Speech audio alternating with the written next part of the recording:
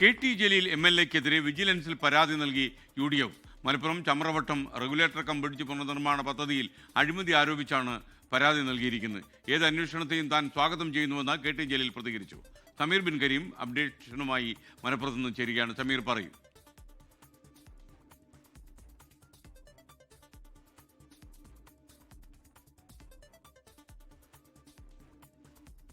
ഉന്നയിച്ചുകൊണ്ട് UDF ജില്ലാ chairman PT Ajayamohan വിജിലൻസിൽ ഒരു പരാതി നൽകിയിരിക്കുന്നത് ഈ ചമ്രവട്ടം പദ്ധതിയുമായി ബന്ധപ്പെട്ട് ഈ ഒരു ചോർച്ച ഉണ്ടായിട്ടുണ്ടായിരുന്നു. 5 വർഷം മുൻപായിരുന്നു ഇത് പരിഹരിക്കാൻ വേണ്ടി 18 മാസത്തിനകം തന്നെ പൂർത്തീകരിക്കുമെന്നുള്ളതായിരുന്നു വാഗ്ദാനം. എന്നാൽ 5 വർഷം കഴിയുമ്പോഴും ആ വാഗ്ദാനം പാലിക്കപ്പെട്ടില്ല എന്നുള്ളത് ചൂണ്ടിക്കാണിച്ചുകൊണ്ട് ഒപ്പം തന്നെ ഇതിൽ അഴിമതി ഉണ്ട് എന്ന് ആരോപിച്ചുകൊണ്ടാണ് ഇപ്പോൾ ഇത്തരം ഒരു പരാതി വിജിലൻസിനെ സമീപിച്ചിരിക്കുന്നത്. പുനർനിർമ്മാണ പദ്ധതിയിൽ പൈലിംഗ് ഷീറ്റിന് ഘനം കുറച്ചുകൊണ്ട് കോടികളുടെ അഴിമതി ജലീൽ നടത്തി എന്നുള്ളതാണ് ഇതുമായി ബന്ധപ്പെട്ട UDF-ന്റെ ആരോപണം എന്നുള്ളതാണ്.